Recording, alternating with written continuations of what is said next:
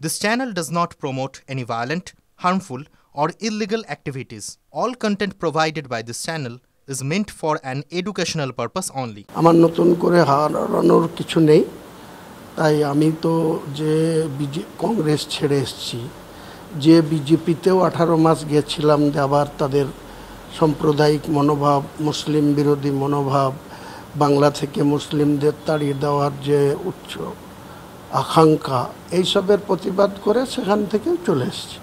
তাহলে এখন আমি একজন 43 বছর রাজনীতির আমার জীবন, তো আমার এখন কি করা উচিত? আমি সাধারণ মানুষের কাছে আবার যাব। সাধারণ মানুষ আমার পক্ষে কতটা আছে সেটা আগামী দিনে গোটা রাজ্যবাসী দেখবে, যে সাধারণ মানুষকে নিয়ে। কারণ কংগ্রেস আমার কাছে পরীক্ষিত, বিজেপিও আমার কাছে পরীক্ষিত। কাজেই আমি মার্ক্সবাদী কমিউনিস্ট পার্টি বা বামফ্রন্ট সরকারের পুরো চক্ষুশূল হয়ে আমি 30 বছর তাদের বিরুদ্ধে রাজনীতি করেছি। তাহলে আমার বাকি থাকে কোথায়? যে আমাকে একটা নতুন দল গঠন করতে হবে, আমাদের জেলার মানুষের উন্নয়নকে ত্বরান্বিত করা, এবং মানুষ যারা অবহেলিত, তৃণমূলকে ভোট দেয়, তৃণমূলের 20টা MLA জিতায়, তারপরেও তারা আজকে অবহেলিত। তারা এইসব মাতব্বর নেতাদের টিকে খুঁজে পায় না। কেউ 10টায় ঘুমিয়ে উঠে, কেউ সকালে ঘুমিয়ে উঠলেও ব্যবসার কাজে ব্যস্ত থাকে। আর এই রাজ্যের সর্বোচ্চ নেত্রী, তিনি যতটা নরম, তিনি যতটা গ্রাসরুটের মানুষকে সম্মান দেওয়ার কথা রাত দিন ভাবেন, এদের এসব ভাবার দরকার হয় না।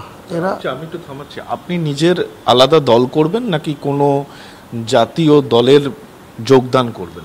কোনো দলে যোগদান করব না, আপনাকে তো বলেই দিচ্ছি যে কংগ্রেস আমার কাছে পরীক্ষিত, এবং বিজেপিও আমি 18 মাসের জন্য গেছিলাম 2018 সালে, আবার 2019 সালে চলে এসেছি। 19 সালের লোকসভার ক্যান্ডিডেট ছিলাম, তারপরে চলে এসেছি। তো সেই দলে যাওয়ার কোনো প্রশ্নই ওঠে না। তাহলে আমাকে তো টিকে থাকতে হবে। আমার যারা হিতাকাঙ্ক্ষী বা আমি যাদেরকে নিয়ে রাজনীতির ময়দানে টিকে আছি, একটা গ্রামগঞ্জে একটা কথা আছে, প্রবাদ বাক্য আছে, যে মানুষের যেখানে চাষ করতে গেলে যেটা শক্ত বলদ দরকার, সেই বলদ আমরা আছি, সেই বলদদের কোনো গুরুত্ব না দিয়ে ছাগল দিয়ে ধান মারা হচ্ছে মুর্শিদাবাদ জেলায়। তো সেই বলদদের পক্ষে লোক আছে না ছাগলদের পক্ষে লোক আছে মুর্শিদাবাদ জেলায়, সেটা একবার এনাদেরকে চাক্ষুষ করানোর দরকার আছে। আপনি নিজের দল করে মুর্শিদাবাদে আপনি নিজের রাজনৈতিক অস্তিত্ব টিকিয়ে রাখতে পারবেন? সময় কথা বলবে। প্রথম কথা হচ্ছে, আমি এত বড়াই বা অহমিকা করতে চাই না। আমি শুধু দলটা যেটা করব সেটা শুধু মুর্শিদাবাদ কেন্দ্রিক করব না। মুর্শিদাবাদ, মালদা, উত্তর দিনাজপুর, পাশে নদিয়ার একটা অংশ, এক কথায় 50টা 52টা বিধানসভা সিট নিয়ে আমি দলটা করব। আপনি কি তৃণমূল কংগ্রেসের মুসলিম ভোট ব্যাংক ভাঙতে চাইছেন? ভাঙতে চাইছি না। তৃণমূল কংগ্রেসের নেত্রী ক্ষমতায় আসবে, নেত্রী 4র্থবারের জন্য মুখ্যমন্ত্রী হবেন, কিন্তু আমি নেত্রীকে এটা অবগত করানোর জন্য আমি দলটা করব যে আমি নেত্রীর, আমার মতন লোকের, আমরা যারা জিতে আসব তাদের মতো লোকের দরকার হবে না।